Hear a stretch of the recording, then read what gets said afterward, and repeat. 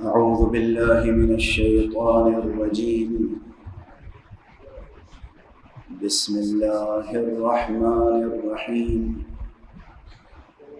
الحمد لله رب العالمين، والصلاة والسلام على أشرف الخلائق أجمعين، سيدنا وسيد الأولين والآخرين، حبيبنا وحبيب إله العالمين، إمام المرسلين وخاتم النبيين، أبي القاسم المصطفى محمد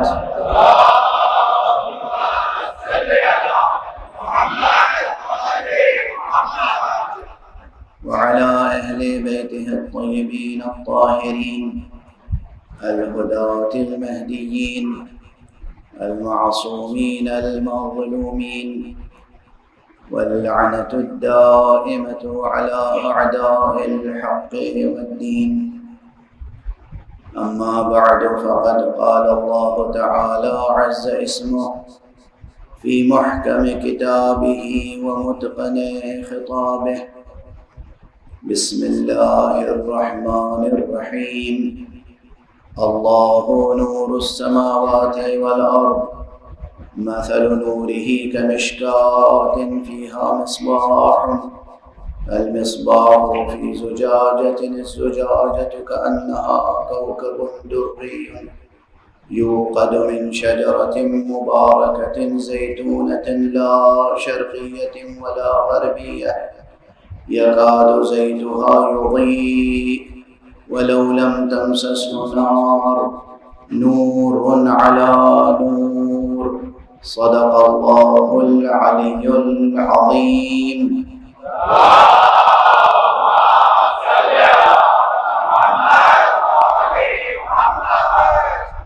ایک اور بلندر صلوات پڑھیں.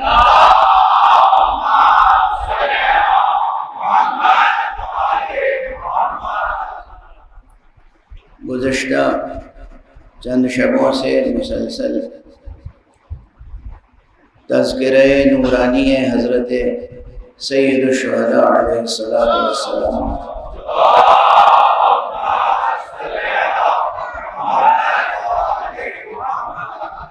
ہو رہا ہے، لیکن بیشتر حصہ بیان کا تقریباً تمہیدی اور مقدماتی رہا، اور آپ حضرات کی بلند و بالا صلواتوں کے ساتھ میری کوشش یہ رہی کہ دل کی کلی کھلے، ذہن کی فضا روشن ہو،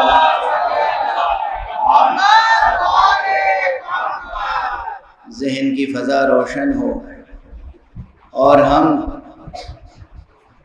قرآن مجید کی آیت نور کے ترجمے اور اس کی ترجمانی اور اس کی تفسیر و تعبیر تک پہنچنے کا سفر طے کرنے کے لائق بن جائے.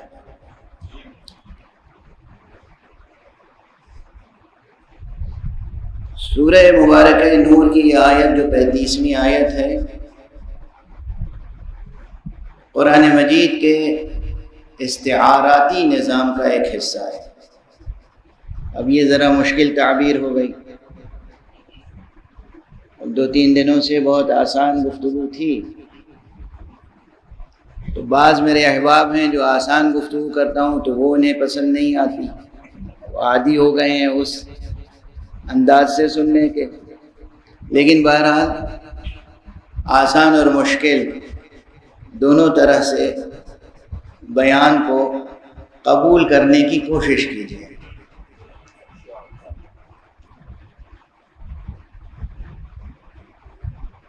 استعارہ کہتے ہیں میٹافر کو، اور تشبیہ کہتے ہیں سملی کو.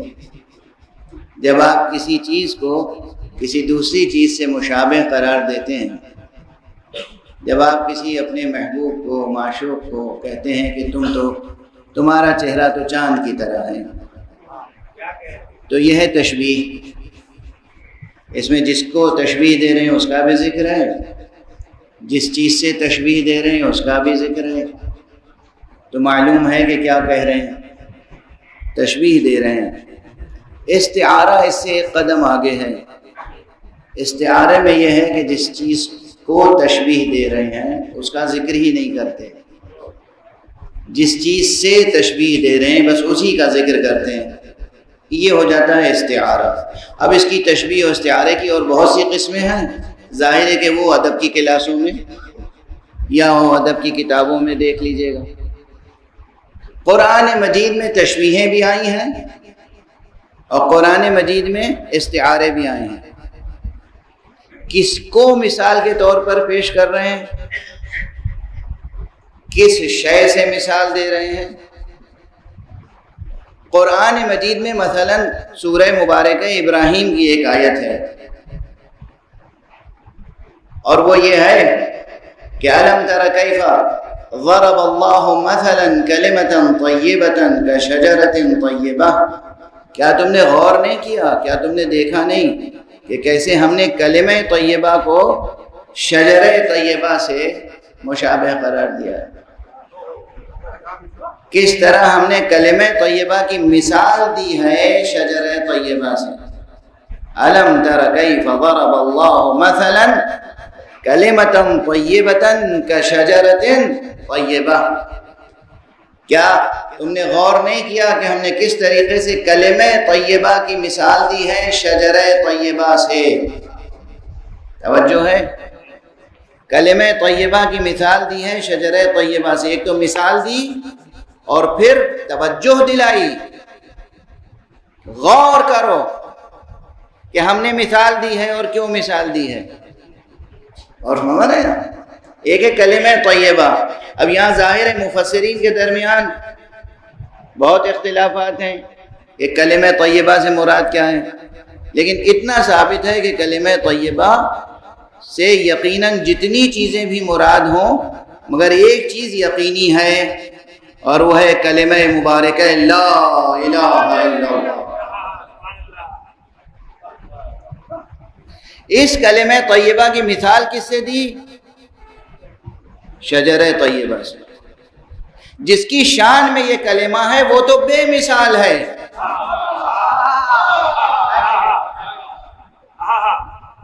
ذات گرامی حق سبحانہ و تعالی وہ ہے کہ لیس کمثلہ شیء،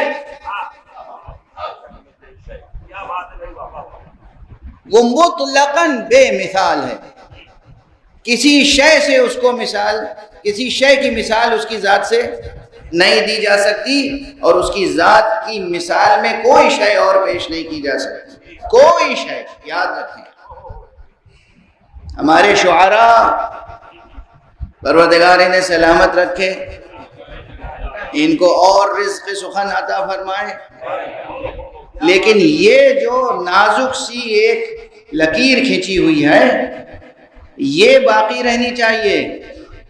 ذات حق وہ ہے، اللہ سبحانہ و تعالیٰ کی ذات گرامی وہ ہے جس کی مثال کسی شے سے نہیں دی جا سکتی، اور کسی شے کو اس کی ذات سے مثال نہیں دی جا سکتی۔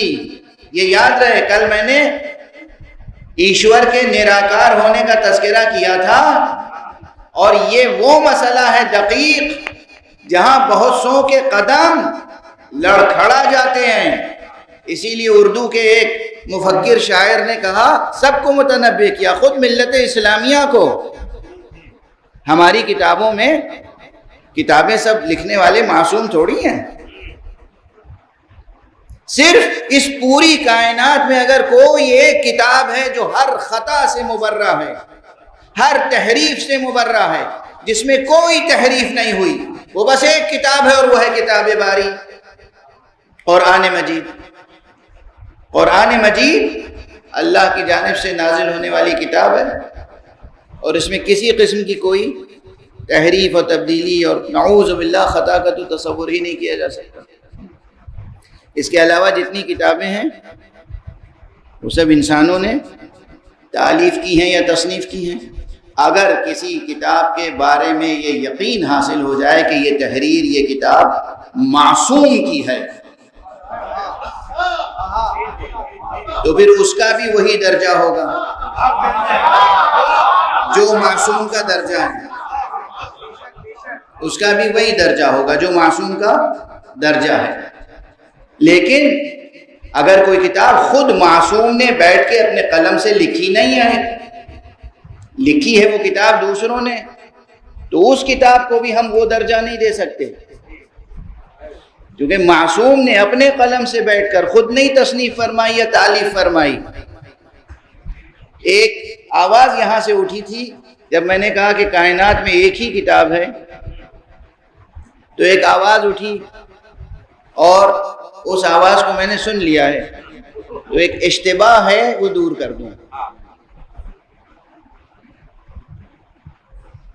آپ حضرات ایک کتاب سے اور واقف ہیں جس کا نام ہے نہج البلاغہ۔ یہ غلط فہمی نہ ہو کہ یہ کتاب نہج البلاغہ سرکار ولایت حضرت امیر المومنین علی ابن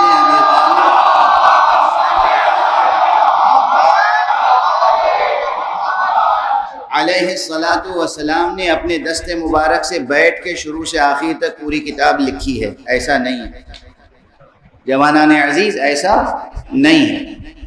اور ایسا بھی نہیں ہے کہ جو کچھ ساری زندگی حضرت امیر المومنین علیہ الصلاۃ والسلام نے ارشاد فرمایا ہے، چاہے وہ مختصر گفتگو کے دوران ہو یا کسی قضیے کے فیصلے کے درمیان میں دوران ہو، یا خطبات ہوں آپ کے جو نماز جمعہ کے خطبے ہیں، نماز عیدین کے خطبے ہیں، یا ویسے صلحوں اور جنگوں کے موقع پہ خطبے ہیں، یا آپ کے مواعظ ہیں، آپ کے درس ہیں، جو کچھ پوری زندگی میں تقریباً 63 برس کی زندگی میں جناب امیر المومنین نے ارشاد فرمایا، اس سب کا مجموعہ نہج البلاغہ نہیں ہے۔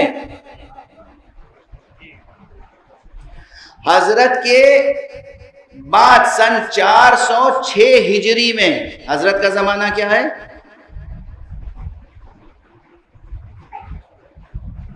سن 40 ہجری میں جناب امیر المومنین علیہ الصلوۃ والسلام کی شہادت ہوئی۔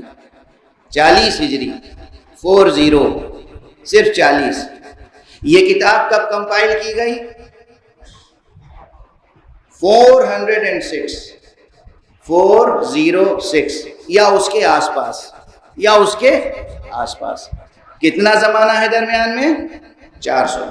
وہ بھی علامہ سید شریف رضی نے ادبی نقطہ نظر سے حضرت کے طویل خطبوں میں سے، طویل گفتگوؤں میں سے منتخب کر کے کچھ چیزیں جمع کی ہیں۔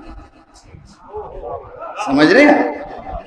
میں مثال کے طور پر بلا تشبیہ، میں 1 گھنٹے تقریباً تقریر کرتا ہوں، اخبار میں رپورٹ جو آتی ہے اس میں میرے کئی جملے ہوتے ہیں؟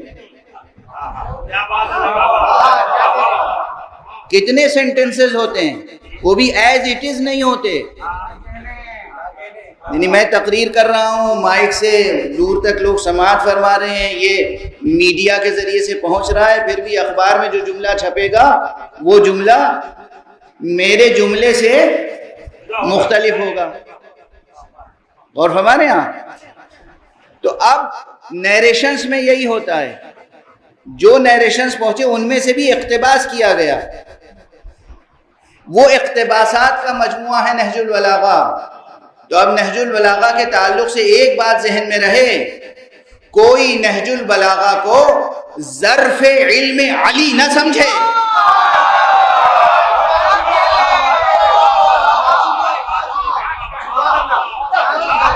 نہج البلاغہ کشکول رضی کا نام ہے، ظرف علم علی کا نام نہیں۔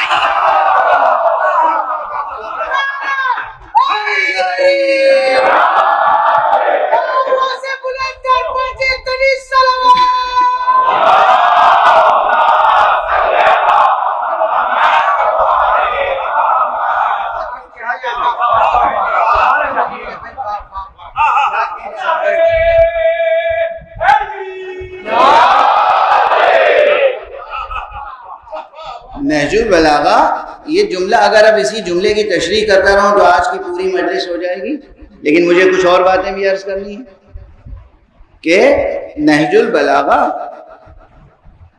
کشکول رضی کا نام ہے۔ کشکول کسے کہتے ہیں؟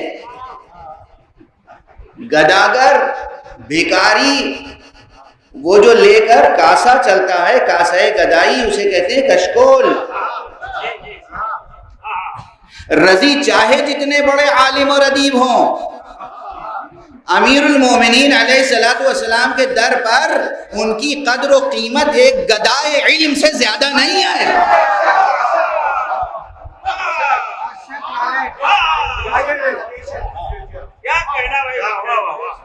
رضی ہوں، ان کے بڑے بھائی سید مرتضیٰ ہوں، یا کوئی بھی اپنے وقت کا بڑے سے بڑا عالم ہو، کوئی بھی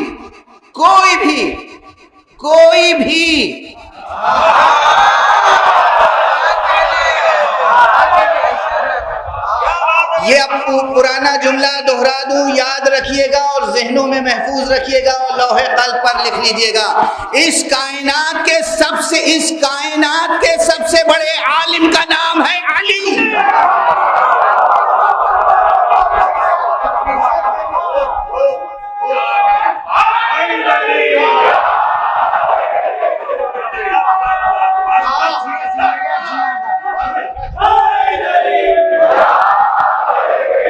اور قبل اس کے کہ سنبھل کے پورا کر لینے دیجیے جملہ، قبل اس کے کہ آپ غلو کا الزام لگائیں، ایک جملہ کہہ دوں، آپ کے تمام اعتراضات کا سد باب ہو جائے گا۔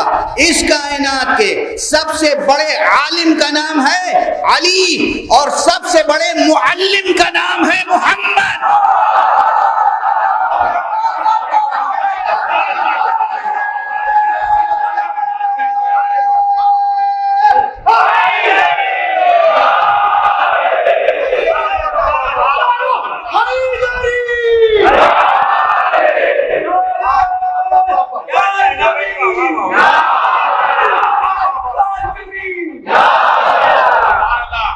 اور مصطفیٰ وہ ذات ہے، وہ معلم ہے، مصطفیٰ وہ معلم ہے جس کی آغوش میں تعلیم و تربیت پانے والے عالم کا نام ہے علی۔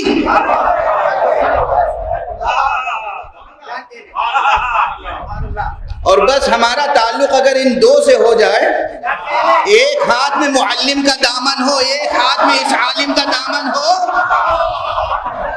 تو بیک وقت شہر علم سے بھی رابطہ ہوگا، در علم سے بھی رابطہ ہوگا۔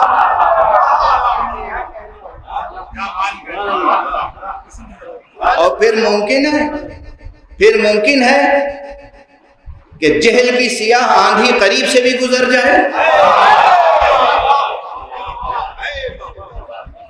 بہرحال تو نہج البلاغہ کتاب ہے، سید رضی کی تالیف ہے، ان کی ایڈٹ کی ہوئی کتاب ہے، بہت محترم کتاب ہے، مگر ظرف علم علی نہیں ہے۔ ظرف علم علی ہو کیسے سکتی ہے یہ کتاب؟ علی کی ذات وہ ہے جسے قرآن مجید میں حق سبحانہ و تعالی نے کہیں کتاب مبین کہا ہے، کہیں امام مبین۔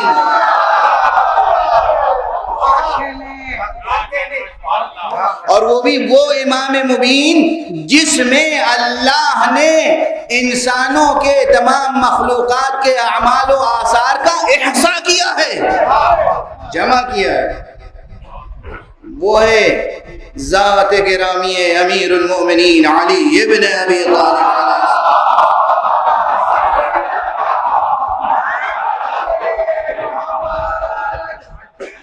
بہرحال بات سے بات نکلتی چلی آتی ہے، تو جو عرض کرنا ہوتا ہے وہ جملہ بھی ادھورا رہ جاتا ہے۔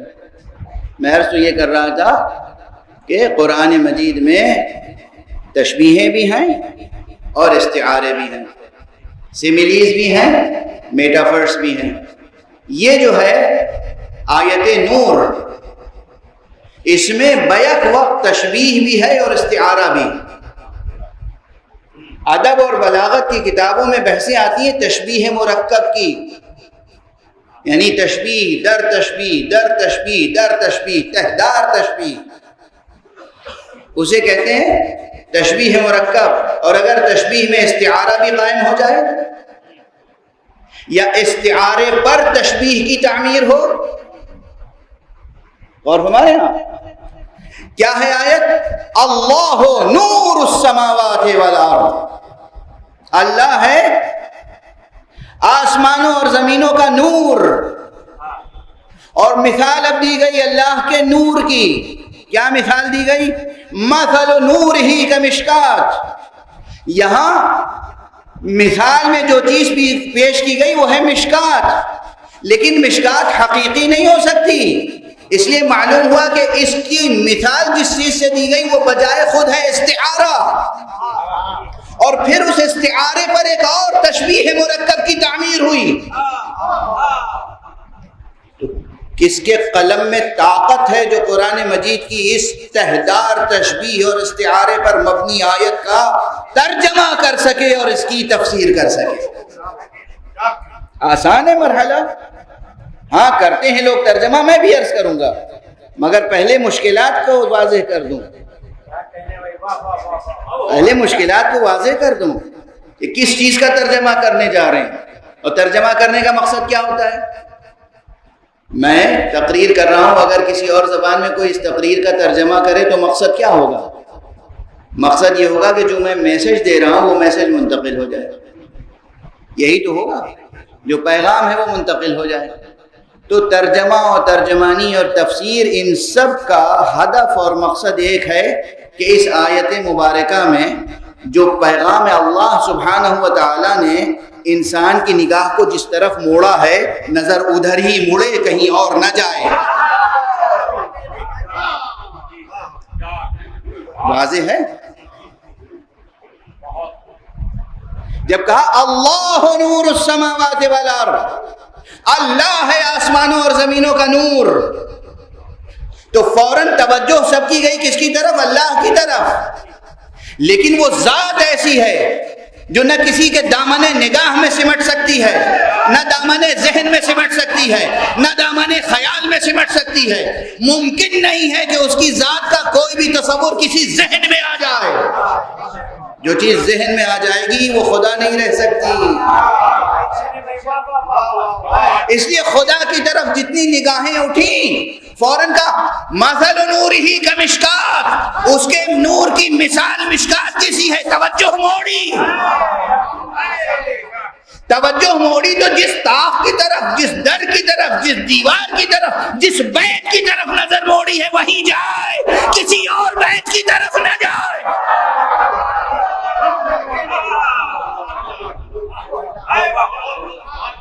واضح ہے؟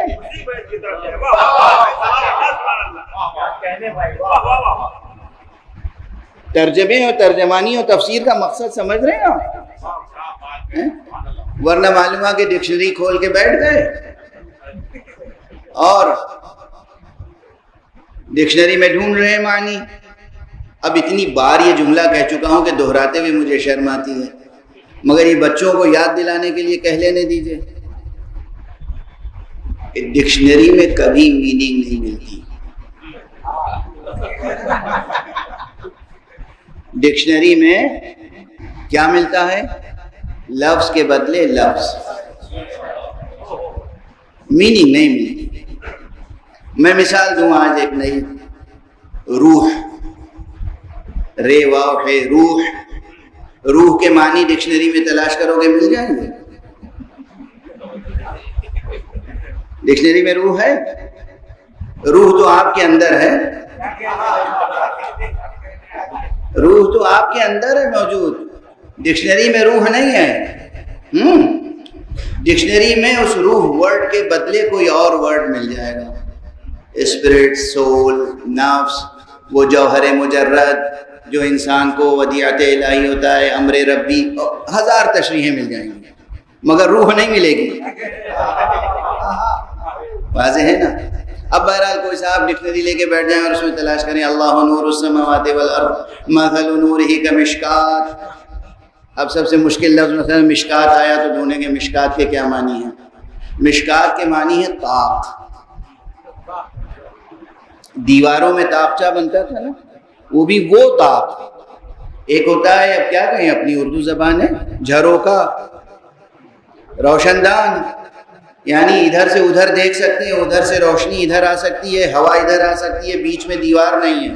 ایک یہ کہ نہیں، دیوار ہے اور دیوار میں بند طاق ہے جس پر چراغ رکھا جا سکتا ہو، اس کو کہتے ہیں مشکات۔ اور ایسا طاقچہ، ایسا طاق کہ جس میں ایک چراغ رکھا ہوا ہے، اور اس چراغ کیسا ہے کہ اس پر ایک فانوس ہے اور وہ فانوس چمک رہا ہے اس طرح جیسے موتیوں سے بنا ہوا ہو، اور وہ بھی اس طرح چمک رہا ہے کہ جیسے کوئی روشن ستارہ چمک رہا ہو۔ اب دیکھیے آپ، ایک تہ در تہ کتنی تشبیہیں ہیں، لیکن سب سے بڑا مسئلہ ہے کہ وہ طاق کون سا ہے جس پر وہ چراغ رکھا ہے جو اللہ کے نور کی مثال بن سکتا ہے۔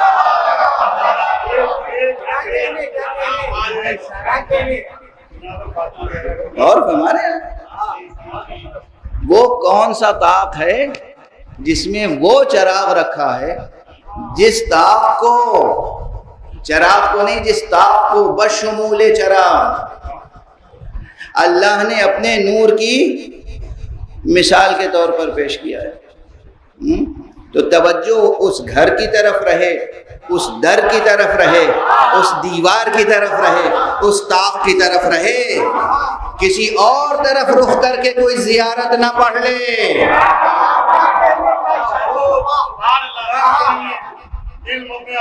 اور ہمارے یہاں توجہ برقرار رکھیے، بس اگر اسی انداز سے میں سے ترجمے کی مشکلیں اور ترجمہ مرحلہ و مرحلہ کرتا رہا تو وقت گزر جائے گا۔ آج اتنا سمجھ لیجئے، یہیں پہ دامن بیان کو سمیٹنا شروع کر رہا ہوں تاکہ وقت کے اندر گفتگو تمام ہو سکے۔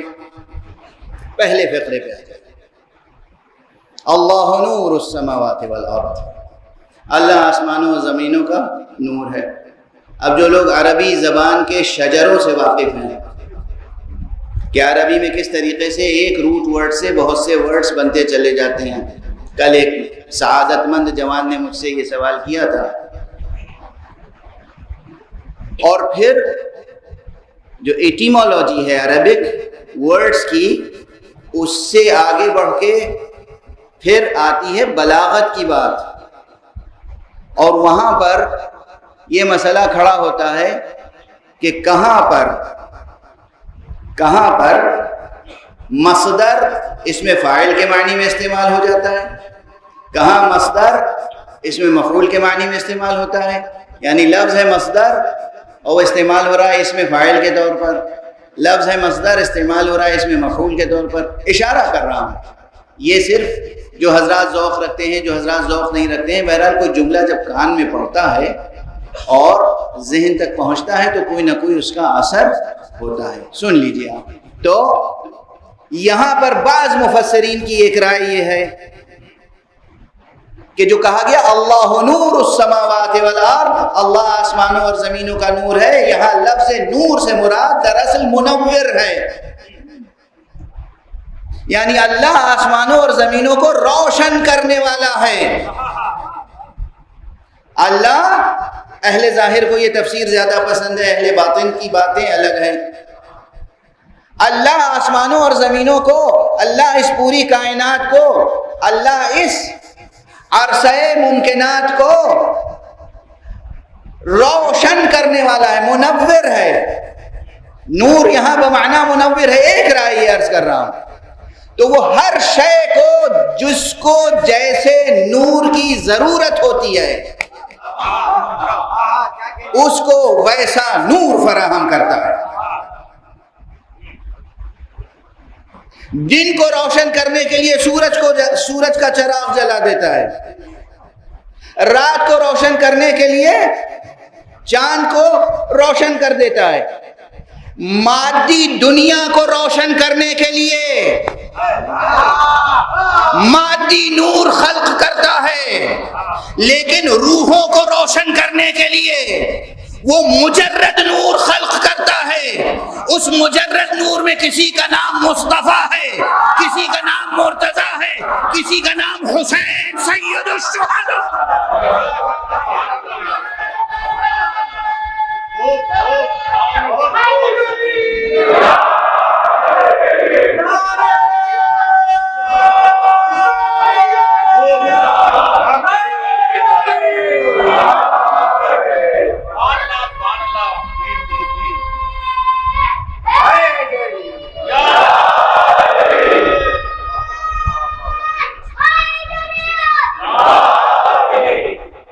قرآن مجید ہی میں خود رسول اللہ کو سراج منیرہ کہا گیا ہے یا نہیں؟ چراغ سے تشبیہ دی ہے اللہ نے یا نہیں؟ حضور کو چراغ کہا ہے قرآن میں؟ اچھا، اگر رسول کو قرآن مجید نے چراغ بھی کہا ہے، رسول اللہ صلی اللہ علیہ وسلم کو قرآن مجید نے نور بھی کہا ہے، تو نور کا اطلاق خود اللہ فرما رہا ہے۔ اس کے معنی یہ ہے کہ وہ منور السماوات والارض، وہ نور السماوات والارض وہ ہے جس نے مادی دنیا کو روشن کرنے کے لیے جیسا سورج خلق کیا، چاند خلق کیا، ستارے خلق کیے، ویسے ہی اس نے روحوں کو روشن رکھنے کے لیے، ذہنوں کو روشن رکھنے کے لیے، اور مفارقات کو، مجردات کو، ان کو روشنی عطا کرنے کے لیے وہ نور خلق کیا ہے کہ جو اس عالم کو روشن کرتا رہے۔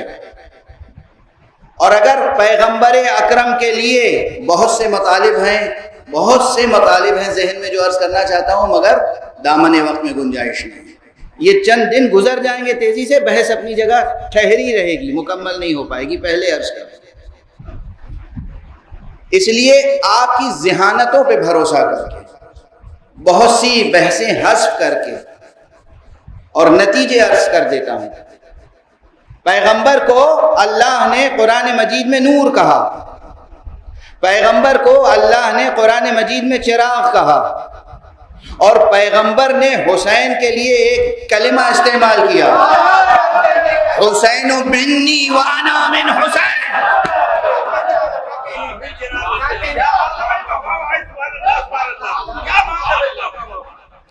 اب اگر حضور کی ذات گرامی بنفس قرآن نور ہے، اگر حضور کی ذات گرامی بنفس قرآن چراغ ہے، تو مجھے کہنے میں کوئی تعمل ہے؟ کسی اور سے سند چاہیے، دلیل چاہیے، برہان چاہیے؟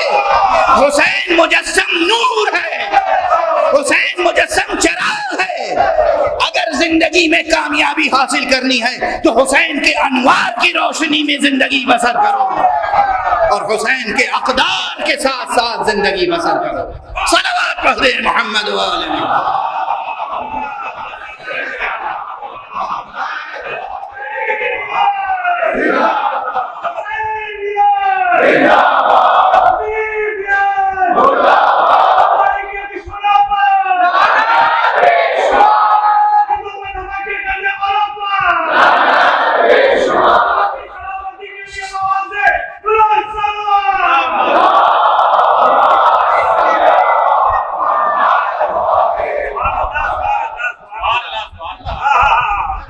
اور ہمارے ویسے یہ حدیث بھی آپ نے لاکھوں بلکہ لاکھوں سے بھی زیادہ بار سنی ہوگی، لیکن خدا کی قسم کتنی حسین ہے یہ حدیث۔ ایک تو یہ یاد رکھیے کہ املا بھی دونوں کا ایک ہے، حسین لکھو یا حسین،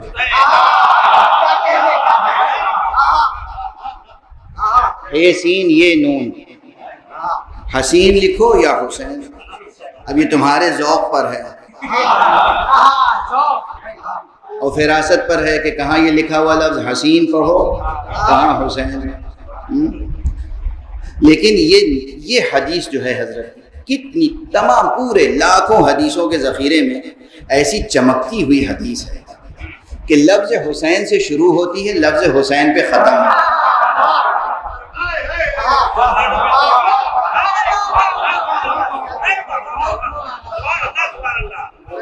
قربان ہو جائے پوری کائنات کی فصاحت و بلاغت کلام مصطفیٰ صلی اللہ علیہ وآلہ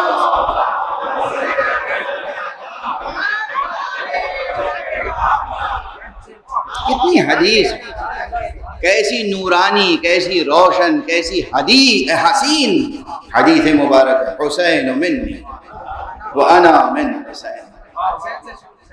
حسین سے کلام شروع ہو رہا ہے، حسین پہ ختم ہو رہا ہے۔ یعنی اگر رسول کے دامن سے وابستہ رہنا ہے تو ہمارا اور تمہارا سفر حسین سے حسین تک رہے گا۔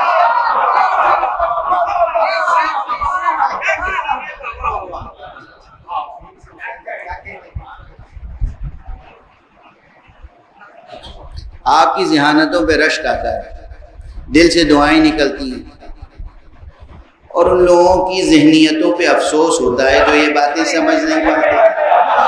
ایک صلوات پڑھ دیجیے محمد والے۔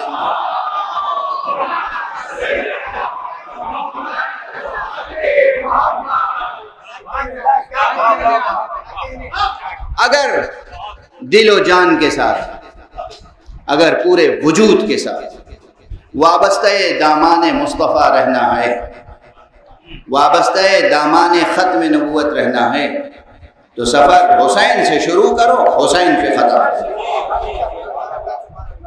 حسین سے حسین تک سفر رہنا چاہیے۔ یہ وہ سفر ہوگا جو بالکل انوار حسینی میں۔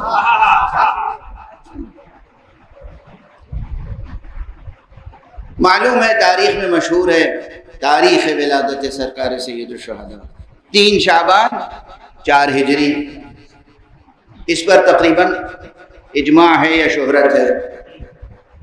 اب یہ نہیں کہہ کے آپ کے ذہن کو مقدر کرنا چاہوں گا، لیکن پھر بھی کہہ رہا ہوں تاکہ جن میں تحقیق کا ذوق ہے وہ اپنے ذوق کو بھی آسودہ کریں۔ تاریخ میں، یہ انسانوں کی لکھی ہوئی تاریخ میں، درباریوں کی لکھی ہوئی تاریخ میں، بازاریوں کی لکھی ہوئی تاریخ میں،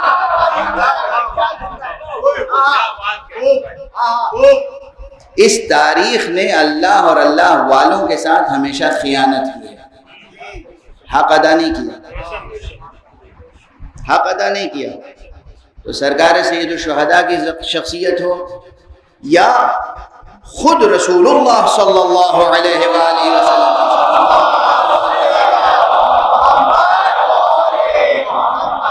یہ جو عام تاریخیں ہیں ان میں جو کچھ لکھا ہوا ہے وہ صحیح نہیں ہے۔ نہ جانے کتنے حالات، مناقب، فضائل چھپائے گئے، نظر انداز کر دیے گئے، لکھے نہیں گئے، اور کتنے فضائل کو حضرت کے اور آپ کے اہل بیت کے فضائل کسی اور سے منسوب کر دیے گئے۔ ارے کتنے جملے، کتنے کلمات، کتنے خطبے اہل بیت کے دوسروں کے نام سے منسوب ہیں۔ مشکل یہی ہوتی ہے جسے کچھ نہیں آتا وہ دوسرے کے جملے رٹھی کے تو سنا سکتا ہے نا۔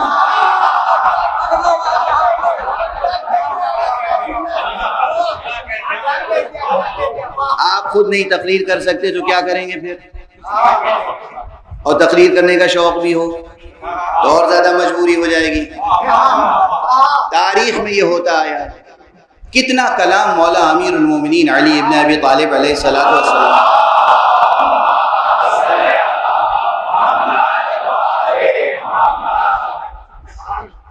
ایسوں کے نام سے منسوب کیا گیا جنہیں ہاتھ میں قلم پکڑنے کی تمیز نہیں تھی، جنہیں منبر پہ بیٹھنے کی تمیز نہیں تھی، جن کا لہجہ درست نہیں تھا، نہ جانے کتنے گونگوں اور ہکلوں کے نام فصاحت و بلاغت کے دیوان کر دیے گئے۔ اور ہمارے یہاں یہ ظلم و ستم ہوا ہے۔ چنانچہ تاریخ اہل بیت تلاش کرنے اور صحیح مطالب کو حاصل کرنے کے لیے بہت عرق ریزی کرنی پڑتی ہے، بہت راتوں کو آنکھوں میں کاٹنا پڑتا ہے، آنکھوں کے تیل سے چراغ روشن کرنا پڑتا ہے، بہت محنت کرنی پڑتی ہے۔ تو یہ جو تاریخیں ہیں نا، ولادت کی تاریخیں، کسی بھی معصوم کی ولادت کی تاریخ پر اتفاق رائے مورخین کو نہیں ہے، کتنے اقوال موجود ہیں، مل جاتے ہیں، لیکن بہرحال مشہور اور ہمارے یہاں مقبول تاریخ یہی ہے کہ 3 شعبان سن 4 ہجری حضرت سید الشہداء امام ابو عبداللہ الحسین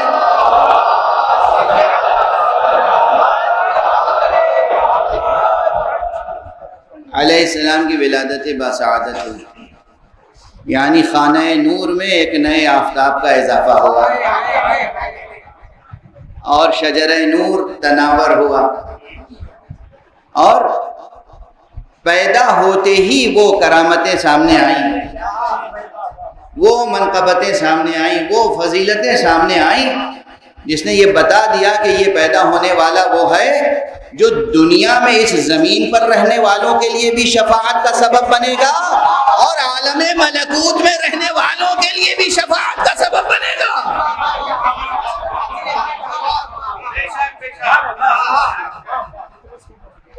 کسی فرشتے کو بھی اگر شفاعت مطلوب ہو تو وہ ارے یہ شفاعت کے منکر انسان کس شمار قطار میں ہے،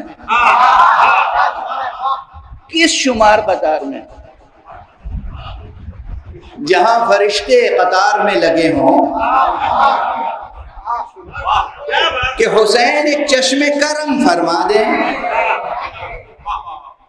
اور دیکھیے ابھی میں نے کیا عرض کیا تھا کہ حضور کے دامن سے وابستہ رہنا ہو تو حسین سے سفر شروع کرو، حسین تک۔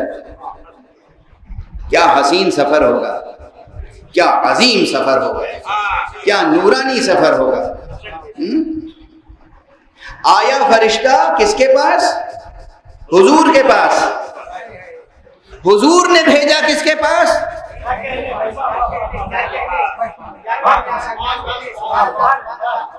فرشتہ آیا تھا سرکار رحمت للعالمین کی بارگاہ میں۔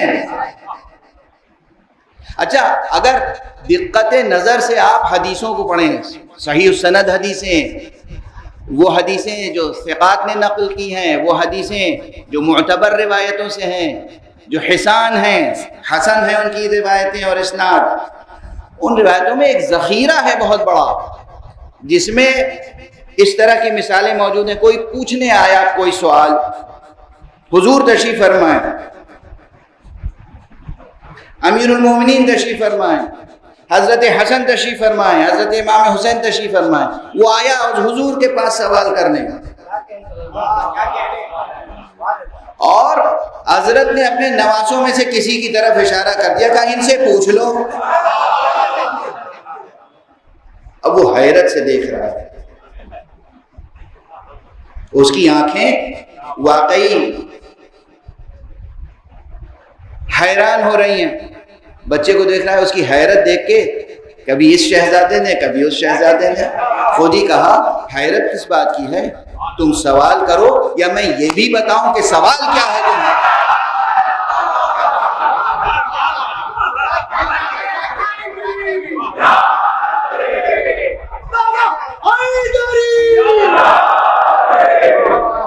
تم حیرت میں مبتلا رہو گے، پوچھو گے یا میں یہ بتاؤں کہ پوچھنا کیا چاہتے ہو اور یہ بھی بتاؤں کہ اس کا جواب کیا ہے۔ ایسی بہت سی روایتیں ہیں معتبر سندوں سے، سمجھ رہے ہیں آپ؟ تو یہ جملہ یوں ہی نہیں کہ کوئی جناب خطیبانہ مبالغہ تھا، یہ تو ایسے ہی غلو کرتے ہیں، نہیں یہ غلو نہیں ہے، یہ خطیبانہ تعبیر نہیں ہے۔ نہ جانے کتنے مواقع ہیں جہاں لوگ آئے کسب فیض کے لیے حضور تک، حضور نے کہا ان سے کسب فیض کر لو۔ تو یہاں فرشتہ آیا اور وہ بھی سید الملائک کے ساتھ، جبرائیل لے کے آئے ہیں فطرس کو اور حضور کی خدمت میں پیش کیا۔ حضور نے کہا کہ لے جاؤ گہوارے حسین کے پاس۔ اگر فطرس کو گہوارے حسین کے پاس جا کر مراد مل سکتی ہے تو ہمیں بھی ذریعہ ہے حسین کے پاس جا کر۔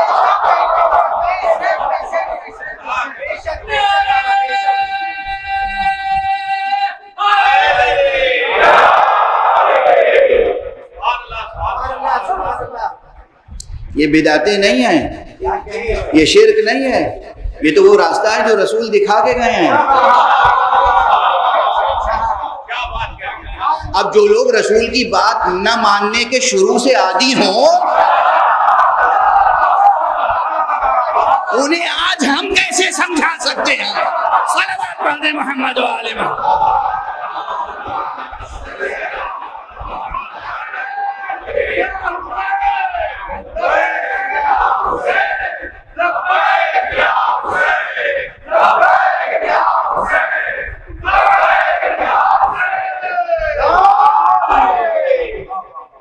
میرے ہاتھ میں یہ ایک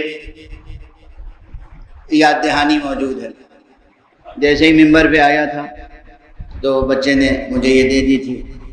یہ بڑی اہم تحریک ہے. دنیا کے مختلف ملکوں میں ہمارے جوان، بہت سے جوان ہوئز حسین کی تحریک چلا رہے ہیں. مجھے دل سے پسند ہے یہ تحریک. پروردگار ان جوانوں کو کی توفیقات میں اضافہ فرمائے اور زیادہ سے زیادہ لوگوں تک یہ پیغام نام حسین اور پیغام حسین کو پہنچا سکیں. یہ ہم سب کے اوپر فرض ہے. جو جتنا کنٹریبیوٹ کر سکے کم ہے.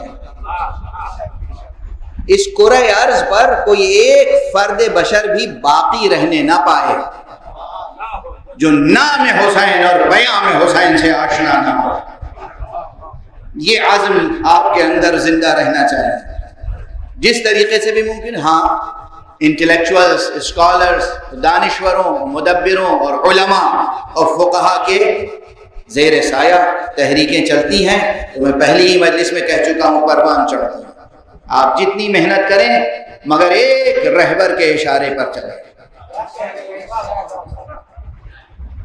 ایک وقت میں 2 رہبر ہوں گے تو مسئلے پیچیدہ ہوں گے. رہبر کے انتخاب میں خطا نہ ہو اور محنت کریں اور جس طرح ممکن ہو سرکار سید الشہداء کی خدمت کریں.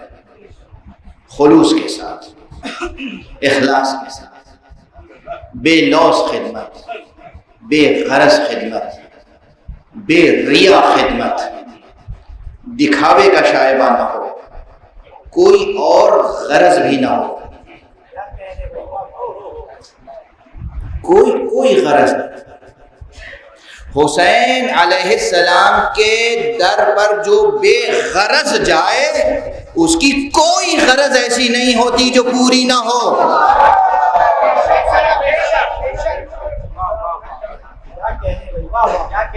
یہ یاد رکھو، بھروسہ رکھو خدا پر. آج ایک بہت اہم مطلب، علمی مطلب عرض کرنا چاہتا تھا لیکن وہ بھی رہ گیا. پھر بھی بہت خوشردہ مختصر چند جملوں میں کہوں گا، لیکن یاد رکھیے گا آپ کا وہ ذہن جو نور ولا سے منور ہے وہ خود اس کی تفصیلات انشاءاللہ سمیٹ لے گا اپنے دامن میں. یہ جو کیمپ لگا رہے ہیں بہرحال یہ غالباً بلڈ ڈونیشن کیمپ ہے. بعض حضرات اس کی مخالفت کرتے نہیں، مخالفت نہ کیجیے. آقا حسین علیہ السلام کے نام پر اگر بلڈ ڈونیشن کیمپ لگتا ہے تو اس میں بھی ضرور شرکت کیجیے جو لوگ شرکت کر سکتے ہیں. نہیں، آقا حسین کے نام پر ہر وہ کام جو تعمیری ہو، جو کنسٹرکٹیو ہو، کلچرل ہو، ایجوکیشنل ہو، جس طرح کے پرامن کام ہو ان سب میں آپ کو حصہ لینا چاہیے، جو شخص بھی حصہ لے سکتا ہے. یہ بے غرضی کہاں سے پیدا ہوتی ہے؟ کیسے پیدا ہوتی ہے؟ کیسے انسان کیسے بے غرض ہو سکتا ہے؟ ایک مثال دے دوں، حالانکہ مجلس بالکل تمام ہو چکی ہے لیکن اب زبان پہ مثال آ رہی ہے تو سن لیجئے. میں لندن سے آیا ہوں، مہمان ہوں اور ایک ذمہ دار شخص کا مہمان ہوں. ایک ذمہ دار شخص کا مہمان ہوں تو پھر مجھے کوئی پریشانی لاحق نہیں ہوگی کہ بھائی وہاں اس چیز کی بھی ضرورت ہوگی، رہنے کے لیے کمرہ بھی چاہیے، سونے کے لیے بستر بھی چاہیے، تکیہ کرنے کے لیے کوئی مضبوط دیوار بھی چاہیے، گرمی سے بچنے کے لیے سائبان بھی چاہیے، اور جسم کی بھوک مٹانے کے لیے غذا بھی چاہیے، استراحت کے لیے آرام بھی ضروری ہے، آرام کی جگہ چاہیے، آرام کے وسائل چاہیے، مجلس جہاں ہے وہاں پہنچنے کے لیے سواری بھی چاہیے، اور بس آپ جانتے ہیں کتنی ضرورتیں ہیں. اگر میں ہر ضرورت کسی پہ بھروسہ نہ کروں، خود ہی پورا کرنے کی کوشش کروں ہر ضرورت کو، انجام کیا ہوگا؟ حشر کیا ہوگا؟ ایک پریشان نظری، پریشان خاطری، دل پریشان، ذہن پریشان، وجود پراکندہ ہو کے رہ جائے گا۔ اگر بھروسہ کیا لیکن صحیح شخص پہ نہیں کیا،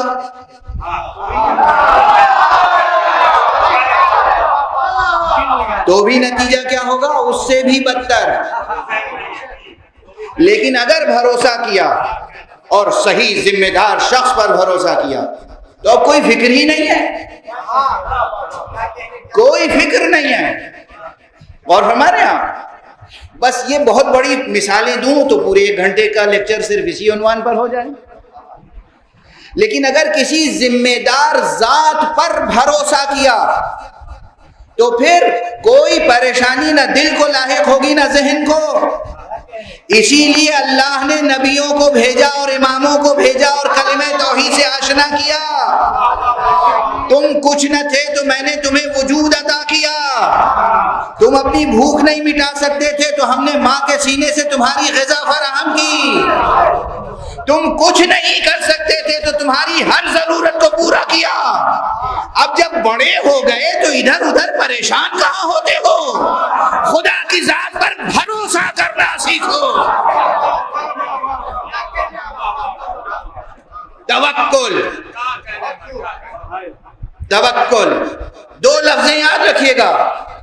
توحید کا نظریاتی پورا نظام اس لیے انٹروڈیوس کیا گیا تاکہ عملی طور پر توکل اختیار کر سکیں۔ جس کی زندگی میں توکل نہیں ہے وہ اہل توحید نہیں ہو سکتا۔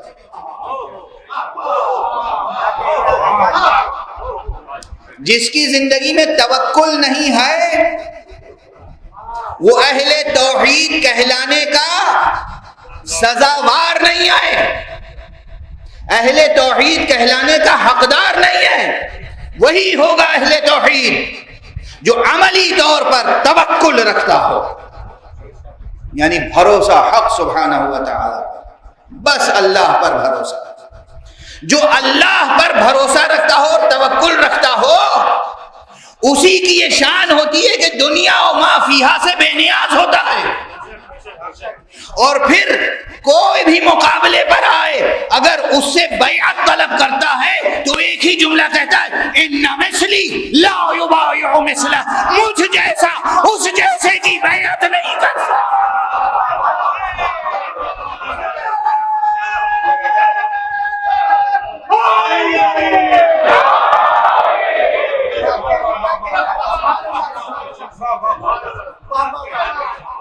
مجھ جیسا، بس مجلس تمام۔ یہ خود یہ جملہ ایک سرچشمہ نور ہے خدا کی قسم۔ آقا حسین علیہ السلام کا یہ جملہ ایک سرچشمہ نور ہے۔ مجھ جیسا، مجھ جیسا، میں نہیں، آئی می کا کلچر نہیں ہے۔ نعوذ باللہ سرکار سید الشہداء کو کوئی خسیس، کوئی رقیق، کوئی شقی، کوئی لعین انانیت یا تکبر یا اس طرح کے الزامات لگانے اور اتہامات لگانے کی کوشش نہ کرے۔ اس لیے کہتے ہیں کہنے والے، اس لیے یہ سخت جملے آ جاتے ہیں میری زبان پر۔ بعض حضرات نے کہا آپ دن بدن تلخ ہوتے جا رہے ہیں۔ میں نے کہا بالکل صحیح ہے، اور مجھے اپنی تلخی پہ کوئی شرمندگی بھی نہیں ہے۔ 1400 برس گزر گئے، 1500 برس گزر گئے، اب بھی اگر محمد اور آل محمد سمجھ میں نہیں آئے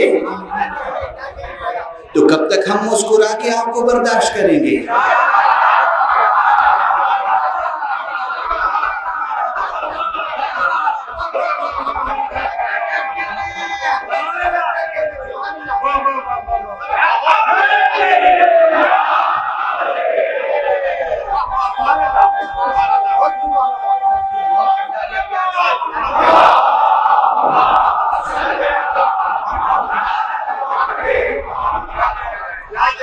اتنا زمانہ گزر گیا ابھی سمجھ میں نہیں آیا۔ ابھی کہتے ہیں چونکہ بنی ہاشم میں ایک انانیت تھی اور وہ چاہتے تھے کہ ان کی سلطنت رہے، اور حسین کے والد علی چونکہ خلیفہ رہ چکے تھے تو حسین چاہتے تھے کہ یہ خلافت میرے گھر سے باہر نہ نکلے۔ ارے وائے ہو اس فکر پر، تف ہے اس فکر پر، وائے ہے اس فکر پر. اب بھی نہ سمجھے کہ محمد و آل محمد کتنے بلند تھے، کتنے بلند تھے. یہاں نہ انانیت، نہ خود غرضی، نہ حرص، نہ ہوس، کچھ نہیں. مسئلہ میں کا نہیں ہے، مسئلہ مجھ جیسے کا ہے.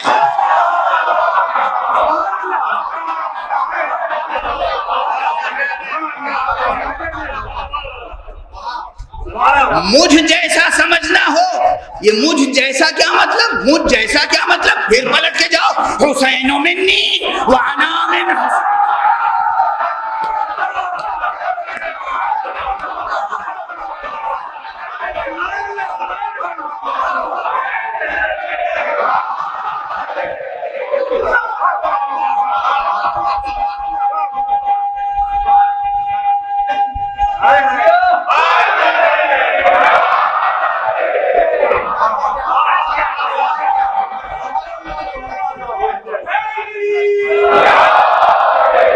تمہیں سمجھ میں نہیں آتا مجھ جیسا کسے کہتے ہیں؟ مجھ جیسا یعنی محمد، مجھ جیسا یعنی علی، مجھ جیسا یعنی حسن، مجھ جیسا اس جیسے کی بیعت نہیں کر سکتا. ممکن نہیں ہے. کس سے بیعت لینا چاہتے ہو؟ وہ جس کے لیے رسول نے کہا سیدہ شباب اہل الجنہ، یہ جنت والوں کے سید و سردار ہیں.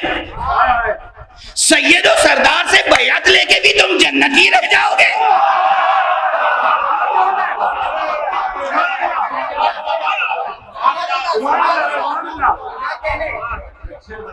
اگر نبوت پر یقین ہے، اگر نبی کے کلام پر یقین ہے، تو سعادت مندی سے ہر امتی کو سر جھکا کے کہنا چاہیے حسین ہاتھ بڑھائیں، ہماری بیعت قبول کریں. کیوں؟ ہم کیوں حسین کہیں گے؟ ہم کیوں تمہاری بیعت قبول کریں؟ آپ سید و سردار جنت ہیں، رسول نے پہچنوایا ہے، اور ہم چاہتے ہیں کہ ہم بھی جنتی ہو جائیں. حسین سے خدا کی قسم وہی حسین سے بیعت طلب کر سکتا ہے جس کا نہ نبوت پہ یقین ہو، نہ آخرت پر. جنت پہ یقین ہی نہ ہو، جنت پر یقین ہی نہ ہو، آخرت پر یقین ہی نہ ہو، نبوت پر یقین ہی نہ ہو، وہی حسین سے بیعت طلب کر سکتا ہے، اور کوئی طلب نہیں کر سکتا. نہ حسین سے، نہ حسین جیسے سے.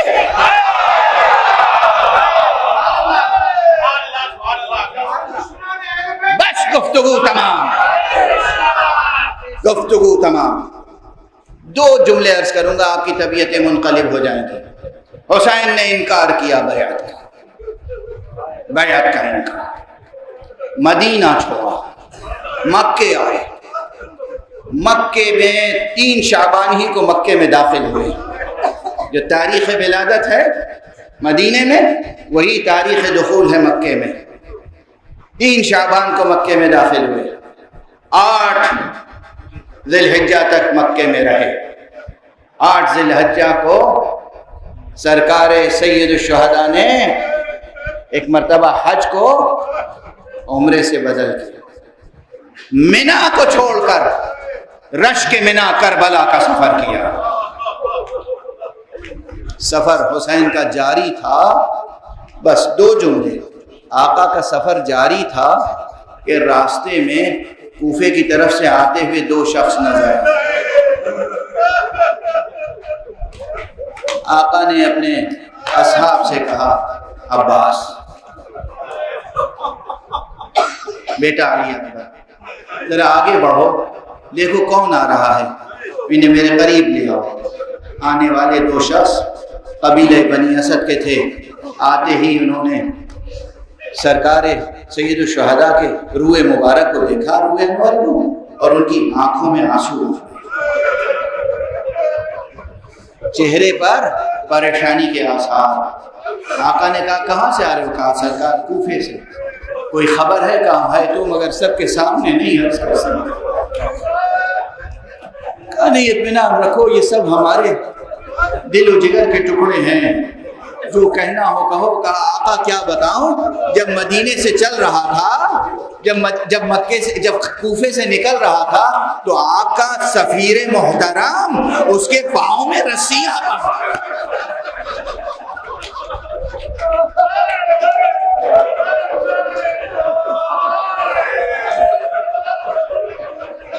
کوفے کی گلیوں میں بے ادبی کی جا رہی تھی. آقا حسین مسلم ابن عقیل اور ان کو اپنے گھر مہمان رکھنے والے ہانی ابن عروہ دونوں کو قتل کر دیا گیا. اجرکم علی اللہ. آوازیں بلند ہیں، مجلس کا وقت تمام ہو چکا ہے، بس ایک جملہ عرض کروں گا. اقدار حسین، اقدار حسین، ویلیوز، مورل ویلیوز. بات پریشانی کی تھی، سنو کیسی پریشانی ہو. پریشانی سب سے پہلے کس کا خیال آیا حسین کو؟ سنا، اور اس کے بعد فوراً خیمے میں گئے مسلم کی یتیم بچیوں کو.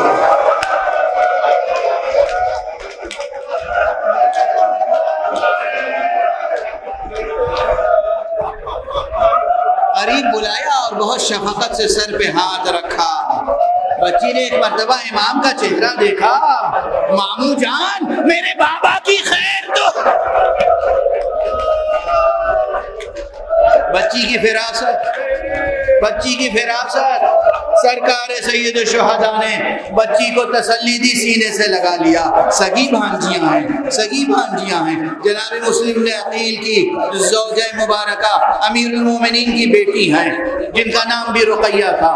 بھانجیوں کو قریب بلایا اور جو زیورات اپنی بیٹی کے لیے رکھے تھے وہ کوہر، وہ گوشوارے یتیم بچیوں کی نظر کر دیے. ہائے حسین بتا رہے ہیں کوئی شہید ہو جائے تو اس کے بچوں سے کیسا سلوک کیا جاتا ہے، مگر اللہ اکبر کربلا.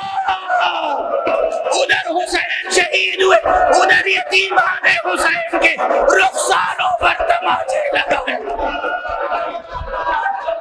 کانوں سے گوہر لوٹے گئے، خیموں میں آگ لگائی گئی، زمین سے تا آسمان ملائکہ کی فریادیں بلند تھی.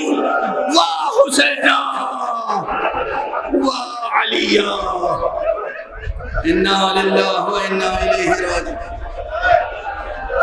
رضا بقضائہ و تسلیما